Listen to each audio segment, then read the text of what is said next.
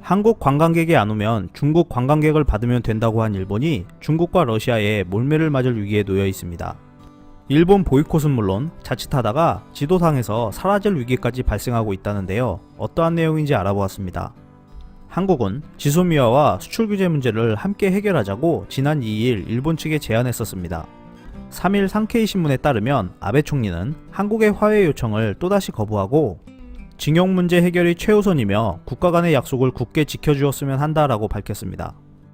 일본이 화해의 손길을 자꾸 거부하자 군사력 증강을 위한 치밀한 전략이라는 의견들이 나오고 있습니다.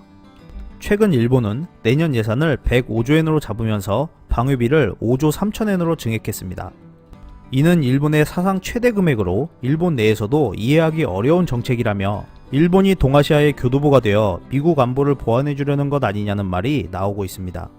이러한 상황에 한국의 대응 조치였던 지소미아 종료가 강대국들의 총알바지 전쟁터가 될 뻔한 상황에서 결정 내린 신의 한 수이다라는 이야기가 나오고 있습니다. 지난달 30일 더 디플로매트 외교 전문 매체에 따르면 미국이 태평양에서 미사일 기지를 일본의 류큐섬과 남태평양 팔라우 제도에 배치할 가능성이 높다고 보도했습니다. 일본은 최근 한일 간의 갈등으로 인해 한국인 관광객이 줄어들자 중국인 관광객을 받으면 된다며 비아냥거렸습니다만 미국이 미사일 배치 지역으로 일본이 유력하다는 발언을 하면서 중국인 관광객 유치는 불가능해 보일 것으로 전망되고 있습니다. 최근 중국과 러시아는 아시아 지역에 미국의 미사일을 배치하는 국가는 사드 때와는 차원이 다른 보복을 겪게 될 것이라 경고했는데요.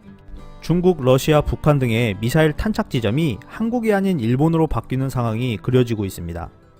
3일 더 저펜타임즈에 따르면 러시아도 쿠릴 북부 지역에서 미사일 방어를 강화할 계획이라고 보도했습니다.